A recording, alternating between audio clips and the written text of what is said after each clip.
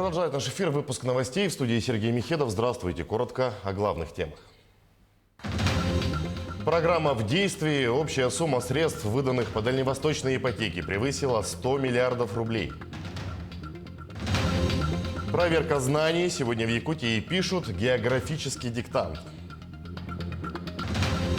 В республике стартовал и фестиваль «Наука 0+.» В этом году рассмотрят более 230 тем от генетики до освоения космоса.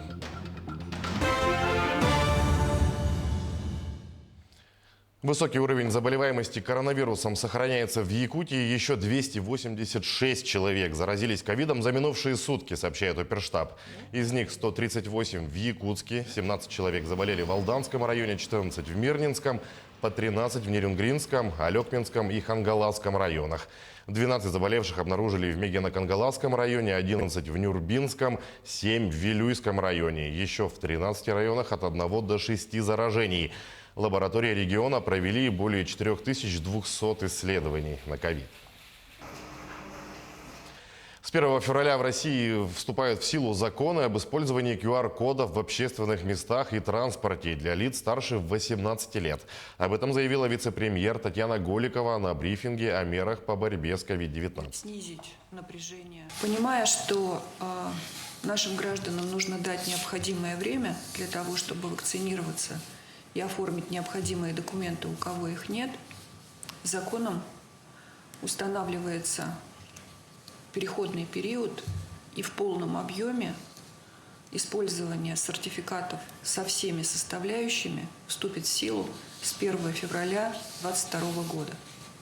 При этом хочу обратить внимание на то, что до 1 февраля 2022 года, если у гражданина нет документов, в котором отмечена вакцинация, факт болезни и, естественно, медотвод, то он имеет право посещать объекты с использованием уже хорошо известного всем ПЦР-теста в случае, если он отрицательный. К другим темам. Общая сумма средств, выданных по дальневосточной ипотеке, превысила 100 миллиардов рублей. Выдано более 28 тысяч кредитов на общую сумму 109 миллиардов. С момента старта программы в декабре 2019 года порядка 1200 молодых семей на Дальнем Востоке ежемесячно получают льготные кредиты на приобретение или строительство собственного жилья, говорится в сообщении Минвостокразвития. При этом Якутия занимает вторую строчку по количеству выданных ипотечных кредитов – более 5700 единиц на 24 миллиарда рублей. В Якутске ввели в работу новую головную газораспределительную станцию. Новый объект заменит устаревший, построенный в 1967 году. Станция имеет производительность 300 кубометров в час. Тем самым решится вопрос дефицита газа в столице и пригороде. На открытии работала наша съемочная группа. Ввод новой головной станции – это новый виток в развитии якутской газификации. Объект позволит укрепить безопасность и существенно увеличить пропускную способность газоснабжения столицы республики и ее пригородов. Станция полностью автоматизирована и оснащена современным оборудованием. Для нас очень важно, что эта станция скоординирована с тем, что мы строим сейчас газофракционную установку, которая будет введена в июне следующего года. Будет увеличено количество производимого пропан-бутана в 2 раза. Мы будем производить 14 тысяч тонн в год. Это опять-таки развитие газомоторного топлива. Сейчас автономная газификация очень активно ведется потребителями, как частными, так уже и предприниматели начали автономную газификацию делать. Это тоже даст возможности дополнительные для развития. В новой станции будут снижать давление природного газа, подаваемой из системы магистральных газопроводов потребителям Центрального района. Также будет коммерческий учет расхода, осушка и утилизация газа. Кроме этого, объект надежно обеспечит газом домовладение по программе «Социальная газификация». Всего в следующем году в Якутске планируют подключить к газу почти 1800 домов. Очень серьезное, важное событие в целом для газоснабжения нашей Якутии. Открывает новые возможности для Сахатранснефтегаза с точки зрения работы по новым инвестиционным проектам, по увеличению производства СУГов, по увеличению последующем уже производстве СПГ и выходу более серьезному на рынок газомоторного топлива города Якутска и окрестностей. Компания «Сахатранснефтегаз» сейчас проектирует малотоннажный завод по производству сжиженного природного газа с вводом в 2025-2026 году. Оттуда газ будет идти в населенные пункты Горного, Вилюйского районов. Значимым в этой работе также выступит новая головная станция. Елизавета Васильева, Артем Алексеев, Якутск. Идем далее. В Айхальском комбинате сократят холостые пробеги больших грузов. Начала работу заправочная станция вблизи карьера «Юбилейный». Удобное место расположения заправки уменьшит пробег примерно на 1,5 километра в одну сторону. Пункт оборудован 2 колонками. На станции заправляется технологический транспорт. Спецтехника перевозит горную массу из карьера. Обслуживают заправку работники УМТС и Центра сервисного обслуживания Айхальского ГОК. В перспективе площадку дооснастят оборудованием для долива моторного масла, охлаждающей жидкости и подкачки шин.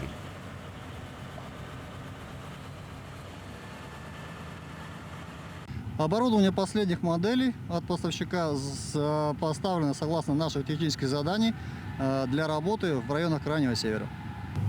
Данный заправочный пункт оборудован 2 колонками большей повышенной производительности, что позволяет сократить время на заправку. В Якутске написали хомусный диктант, организаторы подвели итоги. Его написали почти 1500 человек. Но на этом диктанты не заканчиваются. Сегодня стартует мероприятие, организованное Русским географическим обществом, и называется «Географический диктант». Наш корреспондент Валерия Наумова прямо сейчас находится на одной из площадок и выходит с нами на прямую связь. Валерия, приветствую, передаю тебе слово. Сергей, здравствуй. Да, действительно, как уже верно отмечено, сегодня, а точнее уже вот прямо сейчас, с минуты на минуту, вот за этой дверью участники географического диктанта начнут проверять свои знания. И мы находимся сейчас на одной из 80 площадок, которые представили свои помещения для написания этого диктанта. Мы в историческом парке «Россия. Моя история». Но на самом деле это не единственный способ написания этого диктанта. Также участники могли пройти этот диктант дистанционно, зарегистрировать на сайте и заполнив определенные анкеты. Но более подробно о том, какую миссию в себе несет данное мероприятие, какие цели преследует, нам расскажет Дмитрий Соловьев. Это директор исторического парка «Россия. Моя история». Такие диктанты нужны для того, чтобы лучше узнать нам самих себя, свою Россию, свою страну, которая огромная, необъятная. Мы вот об этом много говорим. Но если более точно о ней судить, то, конечно же, это и моря, и океаны, и гора, и реки, и равнины, и различные значит, зоны, ландшафты и так далее. И вечная мерзлота, и мамонты, и чего только у нас нет. Поэтому вот в целях того, чтобы люди интересовались своей страной, вот как раз тем ее многообразием вот в географическом плане, в природном плане, в культурном плане как раз-таки проводится географический диктант. Не секрет, что сейчас, так сказать, с новыми веяниями времени, да, когда мы уходим в смартфоны, в какие-то интернеты, да, человек, ну, как бы так, получает такую очень фрагментарную, скажем, информацию, да, очень быстро. Вот. А тут географический диктант, он позволяет нам погрузиться вот в географию и узнать как бы за определенное время довольно-таки много интересных фактов, попытаться себя проверить. И там есть вопросы на знание географии и на, скажем, логику. Вот. То есть на пространственное такое восприятие своей страны.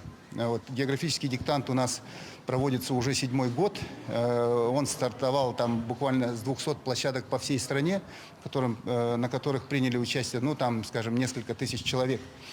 Примечательно то, что Якутия 3 года первых диктанта была лидером и по количеству участников, и по количеству созданных площадок. Ну и также хотелось бы отметить, что изюминкой этого года стало то, что около 60% вопросов в данном диктанте были написаны не профессиональными авторами, а победителями международного и регионального конкурсов «Напиши свой вопрос» для географического диктанта. Так что благодаря вот этой вот фишке диктант этого года стал более народным.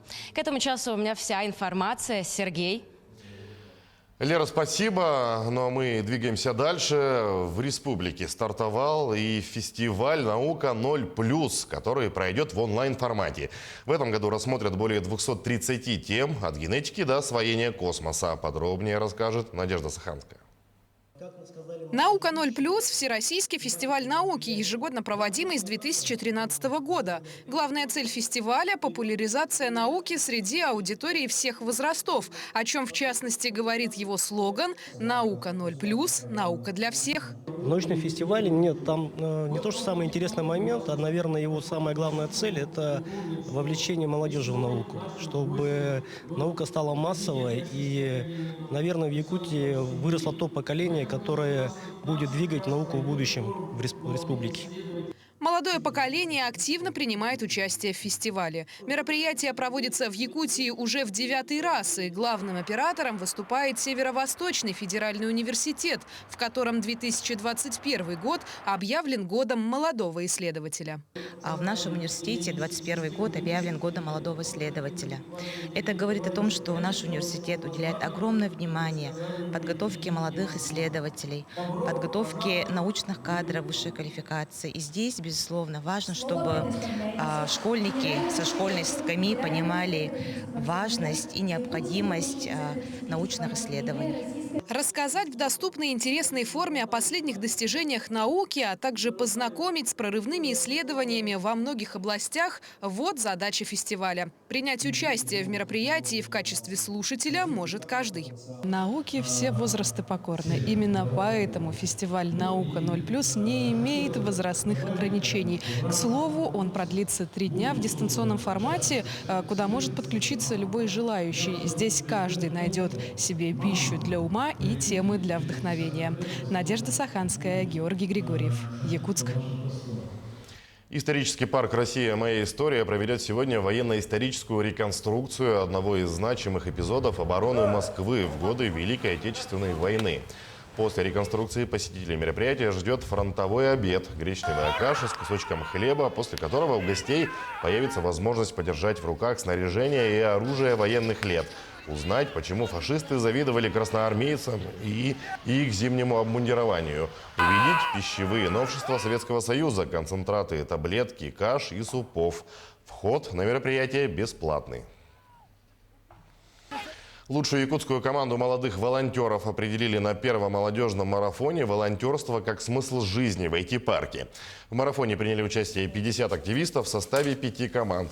Они разработали проекты, направленные на развитие волонтерства и добровольчества в Якутске. Прошли интеллектуальный тур «Своя игра», 10 причин, почему надо стать волонтером, создали план волонтерской акции «А что можем мы?».